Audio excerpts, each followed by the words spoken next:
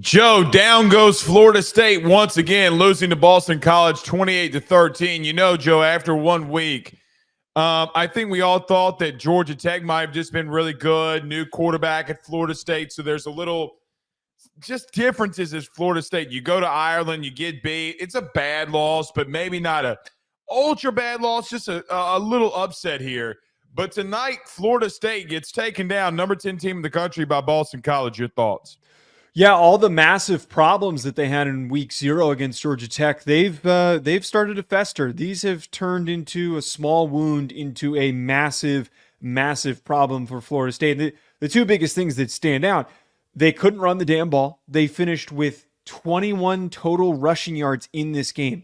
They didn't even try to establish the run because they were playing from behind. They were chasing. They were forced to abandon it. And DJU was throwing the ball way too much, putting the ball in his hands way too often, and they got pushed around on defense again. I would have thought the way that they were embarrassed against Georgia Tech that they would at least step up in the interior and not get pushed around, but they got smoked, unbelievably smoked by Boston College. Credit to Bill O'Brien, man. This program, this Boston College program, could be feisty for the next however many years that he's there.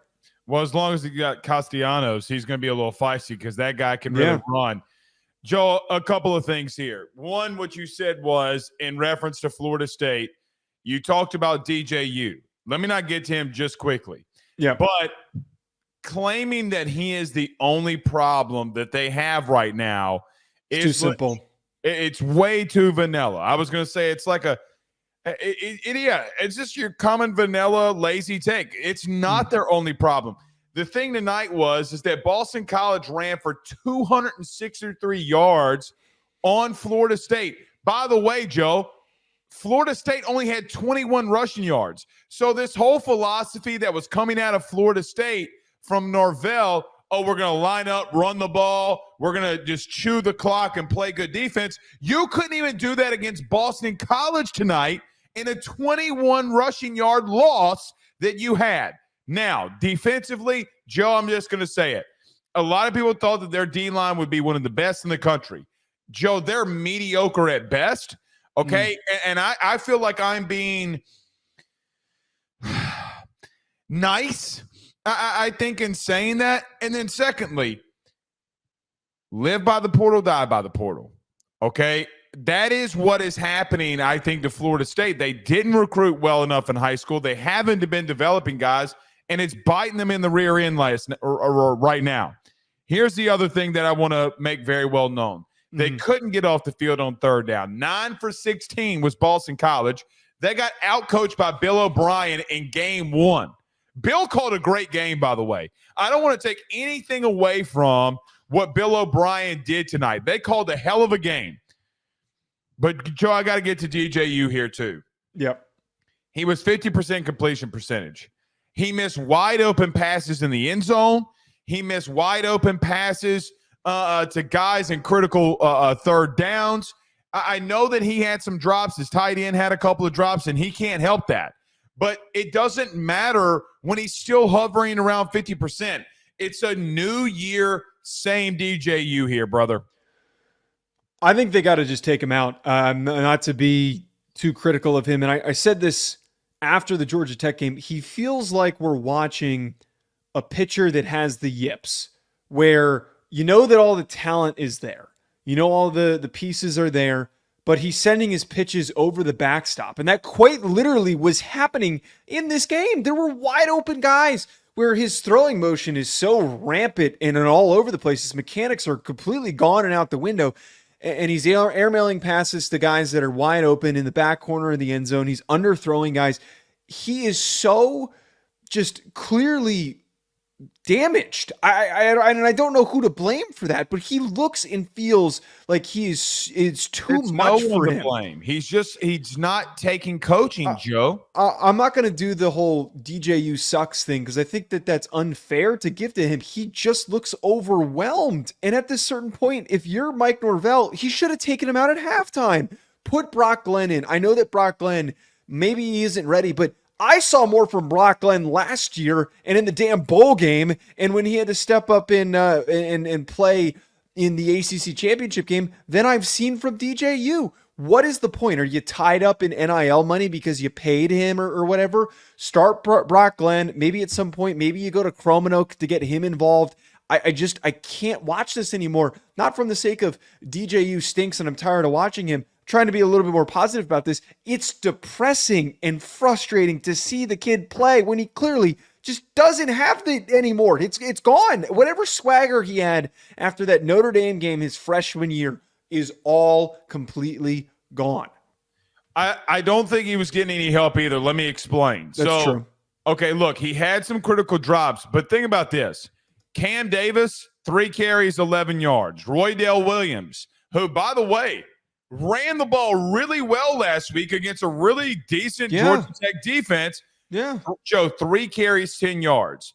Lawrence Toafili, 1 carry, 5 yards. Joe, out of their running backs, they had 7 carries. That's not enough. And I think another thing that needs to be really talked about here, they didn't really have the time to. When you look at time of possession of this game as an example, okay, Boston College had the ball, Joe, for 39 minutes. 39 minutes of time of possession. You know why? They were converting on every third down. You got outcoached and out-schemed by Bill O'Brien on defense. You got out-schemed on offense. And by the way, Joe, I got to say this. I don't know if they have the personnel. You mean to tell me that Brent Key and Company – hold on. Okay, you mean to tell me that Brent Key and Company and Bill O'Brien and Company literally out-schemed them? I mean, yes, that has some aspect to do with it. There's some of it, Joe. There were multiple drives tonight for that defense for Florida State that got pushed around, dude. I understand why you're saying that, less to do with the fact that is 100% true, but I understand why you're bringing it up. I disagree with that notion, though, because then why are they getting pushed around? They have all of these elite, talented guys that they brought in. That's bad preparation and bad coaching. They looked like they weren't ready to try from the start of the game, and it was the same thing against Georgia Tech. So I understand what you're saying. I completely do. It looks like from watching that game that they have a bunch of guys. Joe, it's what's happening. I feel like everyone's underperforming because of a lack of intent. Pushed around, Joe. They're giving no effort. They're talented enough to be good defensive linemen. They're just giving a piss-poor effort. I just think that they're not. It looks like they are. The whole team is not focused and not trying. I know that that's a really, really the most critical thing that you can say, but I saw no effort. Was there any drive on offense or defense in the last 2 games where you thought, "Oh, this team's ready to fight"? The Portier kid, the wide receiver for Florida State. Mm-hmm. Okay, I thought that he showed a lot of effort on that touchdown. Yeah. I thought Lawrence Toafili, when he was trying to, even though he only got a couple of touches, I mean, Joe, he gave everything he had in the play down the stretch there.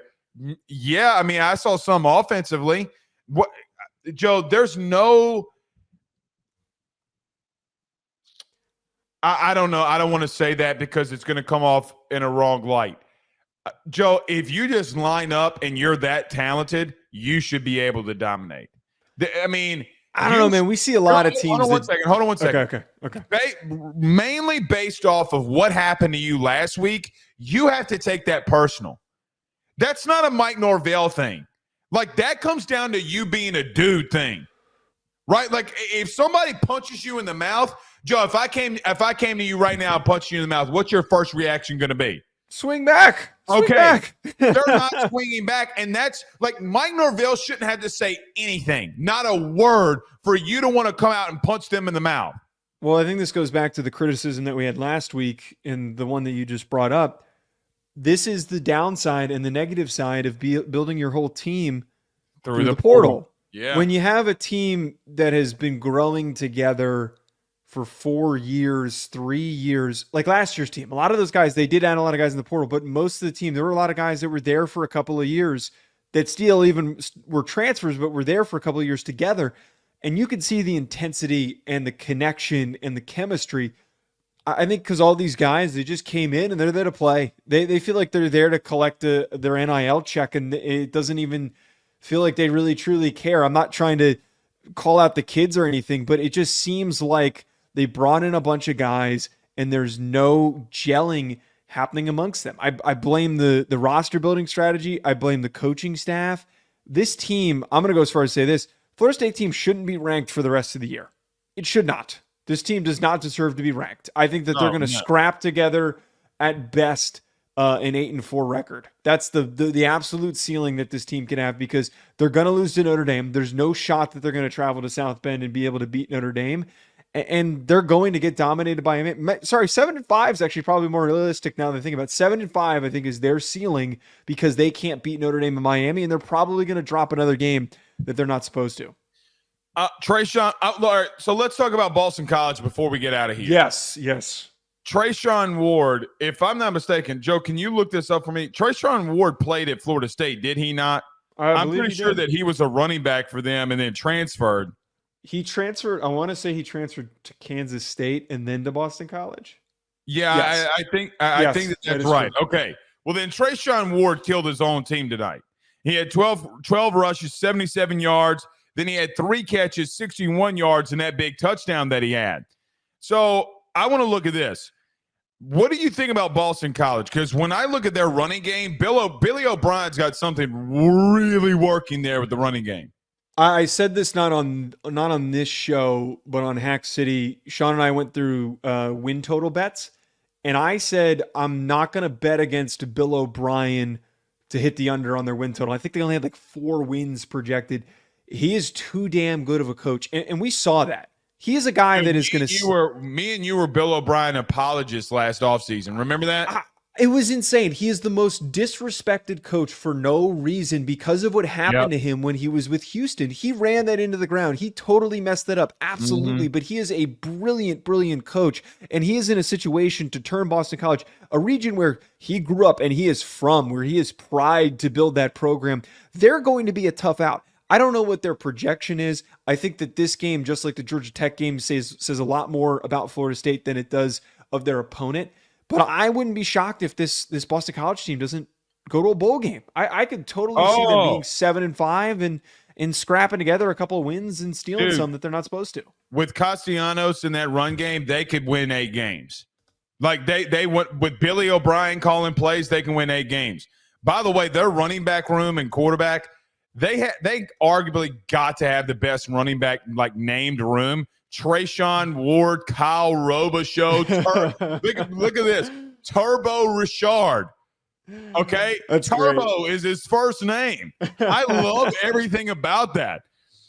Here's another thing too, Joe. Defensively from Boston College, they confused not just DJU, they confused the crap out of Mike Norvell tonight too. Now I know you didn't have any thing going into this where you knew or could see what this team was going to do, but Boston College, man, I look at them defensively. Look what they did to this Florida State offense. By the way, who looked a lot better last week than they did this week.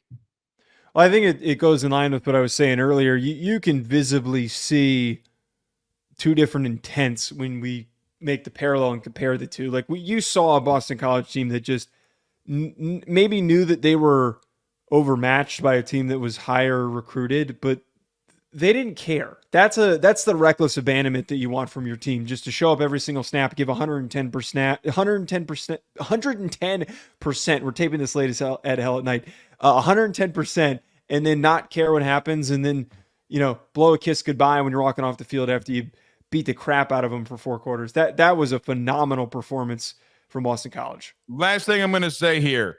6 minutes left to go in the game, and you're down 28-13, and you punted the football.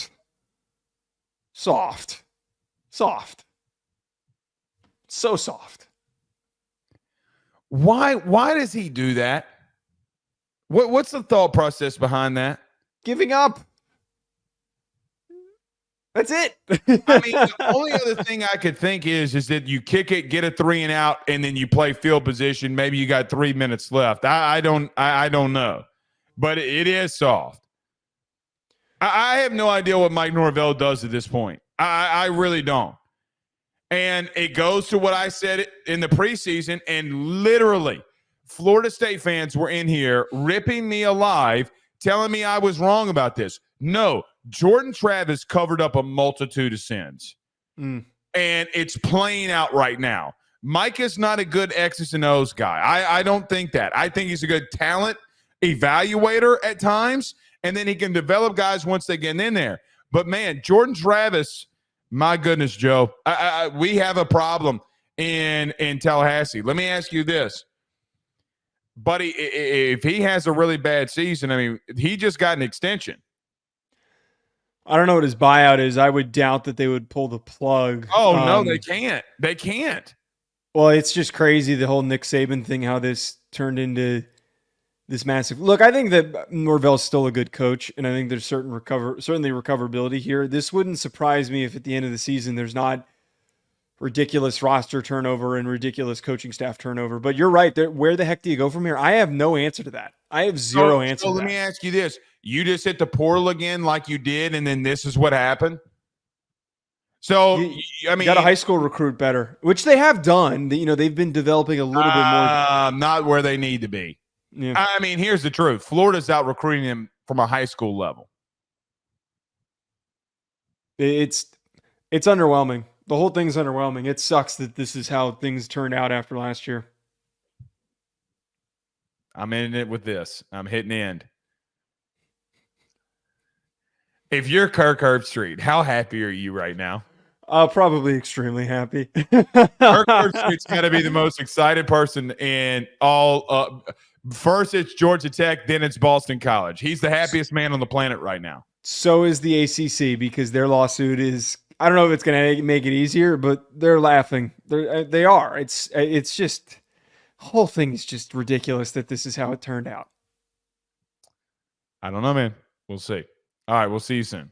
This video is sponsored by the online fitness training camp presented by Chris Gates Fitness. When I first started talking about Chris, about partnering with our show, not only was I excited to have a fitness sponsor for our pod, but more importantly, when I found out about how he can help people achieve their goals, I was even more bought in, because when the football season starts, it is so tough to stay on top of things and also to be able to enjoy yourself on Saturdays when it's game day.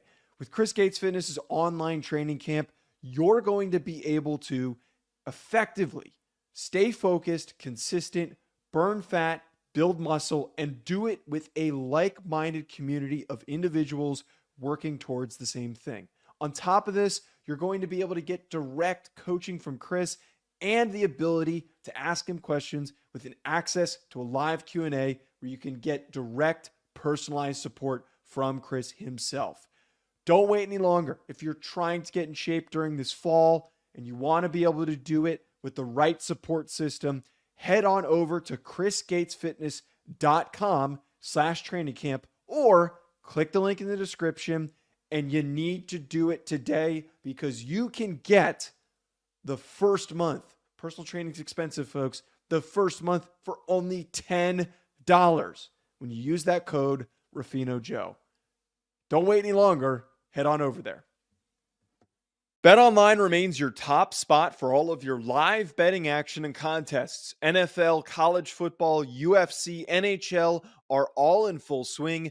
BetOnline is your number one source for wagering news, odds, trends, and predictions, with both desktop and mobile access at any time. Head to BetOnline today and use promo code BELIEVE, that's BLEAV, for 50% off your first deposit. That is a 50% welcome bonus.